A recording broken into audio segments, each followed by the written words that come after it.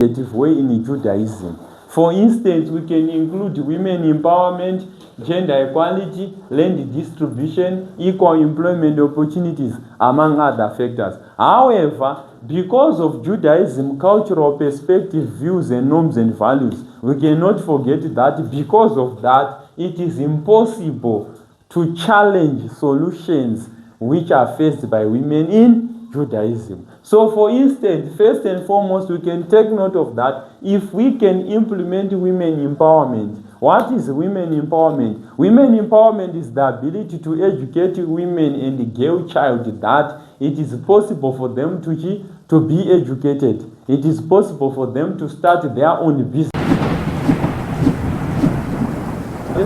His brother was going to inherit his brother-in-law's wife.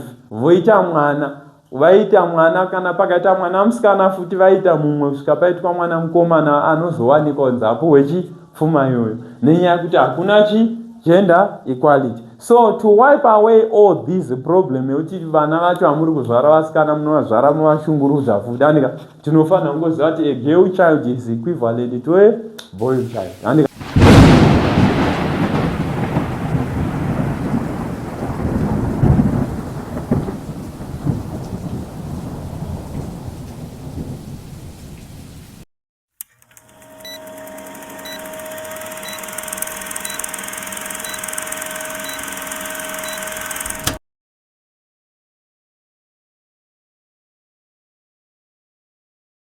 Hands only discuss possible solutions to challenges faced by women in Judaism, right? So this topic specifically we are dealing or we are discussing or we are initiating reasons why women are not equally observed with men, are not equally given, same opportunities either politically, socially and economically with men. But when you are dealing with the questions that are related to status of women in Judaism, you must know that there are positive ways and negative ways in which women are portrayed. When you are talking about a positive way, tikutsvaga zvinhu zvinoratidza kuti havakadzi vanopuwa opportunities avo kuJudaism. Negative portrayal tikutsvaga zvinhu zvekuti vakadzi havasi kupuwa what do you got opportunities sevarume kana kuti they are vari kumbunyikidzwa kodzero dzavo. So in this case, if the question says discuss possible solutions, the question demands candidates. The question demands candidates. The question demands candidates.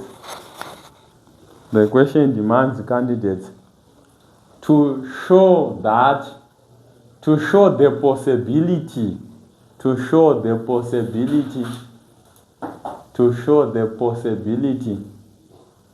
of the event whereby the challenges that are faced by women in Judaism, can be resolved or implemented. However, good candidates cannot forget to reveal that it is impossible to solve challenges faced by women in Judaism. Good candidates cannot forget to reveal that it is impossible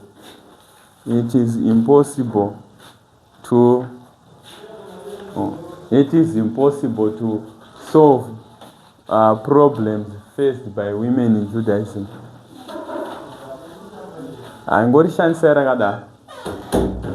It is impossible to solve challenges faced by women in Judaism. Right. Mukunzwa zvekutaurwa. Tine time yekuti question inouya chiti discuss the status of women in Judaism. Andika. Ipapo iri kuda kungoti titaure kuti vakadzi iwe unototsvaga side raunoda. Kuti women they are portrayed positively. positively vakadzi vamaprophetesi, vakadzi vanopuhwa magender equality, vakadzi vanoita Judaism church, vakadzi vanoworshipa, vakadzi handitya. Then however, what are women, they are portrayed negatively in Judaism. Havasi kupuhwa mukana yavo yakakwana. Apa in this case tiri kuti izvozvo zvatiri kuti women they are portrayed negatively in Judaism, tinozvi zviri possible here kuti tizvipedze. Tikuwirirana paipai tomboti vakadzi kuJudaism vanodzvinyirirwa nekuda kwemamenstrual taboos, havakwanise kuinherita land, havadii. Tinokwanisa here kutsvaga nzira dzekuzvipedza zvekuti vakadziwo vaite semachallenges avanofesa ekubatwa unhapwa, ekuonekwa nenzira dzisiridzo, tinoapedza sei? Ndo pane answer yedu. So on that affirmative side, we are now looking about solutions that can be implemented. Then on this side, we are saying no, these solutions cannot be implemented. Why are we saying so? Because the question reviews discuss. And the question is discuss. We are arguing for and against. For we are trikubvuma, against tukuita tukuramba. Taurana saka tiri papo apa takuti susu. In your introduction you can include that concerning the status of women in Judaism, women they are portrayed mostly negatively, but even though women are portrayed negatively, we can come up with the solutions in which we can implement so that women and they can also portrayed in a negative way in Judaism. For instance, we can include women empowerment, gender equality, land distribution, equal employment opportunities, among other factors. However, because of Judaism, cultural perspective, views and norms and values, we cannot forget that because of that, it is impossible to challenge solutions which are faced by women in Judaism. So for instance, first and foremost, we can take note of that. If we can implement women empowerment, what is women empowerment? Women empowerment is the ability to educate women and the girl child that it is possible for them to be educated. It is possible for them to start their own businesses. We can give them loans to start their own businesses so that they can also participate in politics, since they say in politics they want someone a financial backup. But if we can improve issues ekuti tikuisa women empowerment, kuti vakadzi tikuvapawo capital yekutanga mabusiness nechi, tinopedza problem rekuti vakadzi vanogara vari dependents of men. Women cannot only depend on men. Vanototangawo kutozvitirawo mabusiness avo vadzidza vakuemployiwawo kumabasa. Furthermore, we can initiate the ideology of gender equality. In terms of gender equality, it is whereby we institute the ideology that a girl child and a boy child, they are the same, though they are different in their creation, though they are different in their capabilities and abilities. Are we together? So in gender equality, that's when we say even a girl child can inherit his or his father's land or his father's property, so that we cannot have conflicts in the society whereby women, especially the girl child, remember in Judaism they say that if a man if a man have got only girls, his brother was going to inherit his brother-in-law's wife. Vaita mwana kana pakaita mwana musikana futi vaita mumwe kusvika paitwa mwana mukomana anozowanikwa nzapo wechipfuma iyoyo nenyaya yekuti hakuna gender equality. So to wipe away all these problems yekuti vana vacho vamuri kuzvara vasikana munovazvara muvashungurudza futi, tinofanira kungoziva kuti a girl child is equivalent to a boy child. Then furthermore, we can issue the issue whereby we institute equal land distribution between girls and boys. There is no reason whereby in Judaism they say land distribution is only for men or for male members. But in this case, we can avert that ideology by instituting equal land distribution despite gender. Furthermore, we can also institute equal employment opportunities, whereby there are no tasks which can be said, these are tasks for women, these are tasks for men. Or everyone is capable of doing what a man can do or what a woman can do. Even in bakeries, this is the workmanship of women. But men can also work in bakeries, men can also cook. So if men can also cook, women can also be engineers, women can also be mechanics. Furthermore, we can impose human rights mandates. Human rights mandate, you can talk about the ideology whereby globally we have got what we call human rights, women rights. So women, if they are given their rights, and they cannot be viewed as child bearers only, they cannot be viewed as harlots. We cannot label someone a harlot just because she is a woman. While even though those harlots, they practice their sexual immorality with also men. So we can, because of this human rights mandate, we will remove all negative labeling upon women and upon girl child, so that the society can also accept women as they are, with more opportunities. Furthermore, we can impose what we call legislation. Legislation, this will be a law or a mutemo unogona kuiswa ne government which allows kuti no to sexual harassment to girl child. Everyone who practice sexual harassment is imprisoned. Andika ubabata saka wa mutemo watoiswa watoita kuti maproblem mamari kusanganikwa naone vakadzi it's sexual harassment. Saka tabva taisa mutemo wekuti wesaita sexual harassment kumukadzi taakumusunga. So those who practice sexual harassment, they deserve to be sued, so that we wipe away the challenge the sexual harassment. Furthermore, we can practice educational campaigns whereby we teach women, we teach girls about their right to property, their right to everything. And above all, we can institute political participation of women. Women, they must participate in politics in Judaism. We cannot disagree the fact that they are also have opportunities, or they can also have abilities to practice in politics. Saka tikaisa solutions atokwanisa kuisa kuti challenges avanofesa ekurambidzwa participate. So in your explanation, you must make sure kuti waisa ideology yekuti women vari kufesa challenge akati, but because of this challenge iwonotanga wataura kuti vari kufesa which type of challenge inozoda solution.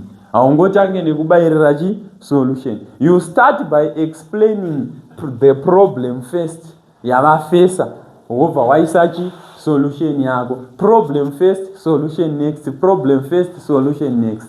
Taura. Then, despite that, we can find solutions to implement in order to address challenges faced by women. There are certain views whereby in Judaism, because of their cultural norms and values, they cannot allow to avert challenges faced by women. For instance, they regard women as temptress. They regard this according to Genesis chapter 3, whereby a woman was tempted by a serpent. So in their ideology, they say that women always are easy to be tempted, and above all, they tempt men to do something negative. So because of that, in the society, there are certain opportunities in which they are not given. For example, political participation, because vanonzi akamira pamberi pevanhu anosedusa varume vototadza kutovhotera umwe wavo vakuda kuteera. Then furthermore, they are considered as harlots. More women, they are the only ones who are labeled the name harlots. Are we together? So for instance, in the society, if a woman tried to be on public, to give public opinion, or maybe to have her own political party, her own company, they start to be labeled with the name harlots, in the name, because the society in itself, they believe that whenever a woman is trying to improve herself financially, vanotanga kufunga kuti ari kuwana mari kuchihuri. Anokambona kuti munhu wese angopractice politics even here in Zimbabwe. Vanotanga kuti ifambidzo zvazodanika. Nyango munhu utoriwo straight zvako. Kana tongoti sezvakangoita iva vana vedu avatinawo kuti atopasa atonoita kana law yake atozvienderawo kuvha atofoma kalaw firm kakutofamba nemota achitopaka muraini. Zvechinzi ndedzemadhara idzi. Hapana anombobvuma kuti mukadzi azvitengerawo chinhu chake. Mubata zata vakadzi haiwa unongonzwa varume vachiti vakadzi zvipiko vane vachingohura vachipuhwa nemadhara anogona pamwe pacho they are hard working. So this is the problem we are facing. Then we have got the idea of menstrual taboos, whereby women they are not allowed to be on the public because of this menstrual taboo. Saka zvinova even if we try to avert it, it will be impossible because above all, because of nature, women they always be on their menstrual cycle at the end of every month. Saka hapana patichazvibvisa noti mukadzi hapana pachamira kuti asai. Furthermore, women are child bearers. Because they are child bearers, most of their time they will be looking for children and looking upon the children. Havanoshaya time in business. Vanoshaya time in politics. Altogether. Furthermore, women are not circumcised. So it is possible for them to own land in Judaism. According to Genesis, should be chapter 10, 12, from chapter, if you can read, maybe 12, 13, if I'm not mistaken. The Bible stipulates that, or the Torah, if we are now talking in Judaism sense, it is stated that Abraham was circumcised out of his flesh because as his blood was lost, it was an indication that land belongs to him and his grandchildren. So all male members in Judaism society, they are the ones who inherit land because they are the ones who are circumcised 7 days after their birth. So it is impossible for us to say we can have equal rights between females and males. Why? Because males they lose their foreskins just soon after birth, and as they lose blood, it will be an indication to Yahweh that land still belongs to Israel. So since a girl child does not lose anything, it is impossible for them to say they have equal right to own land. Are you together? So no my issues are. Furthermore, we can take note the issue of masculinity, gender. The issue of masculinity states that Adam was the first man to be created, and Eve was created as the helper. So we cannot give a helper same opportunities with the head or with the munhu akatanga kusikwa wakabata. Saka zvinonetsa ndo ma issues atinonyora. Sopera zvakadaro. Any question? Yanga iri status of women but iri tricky.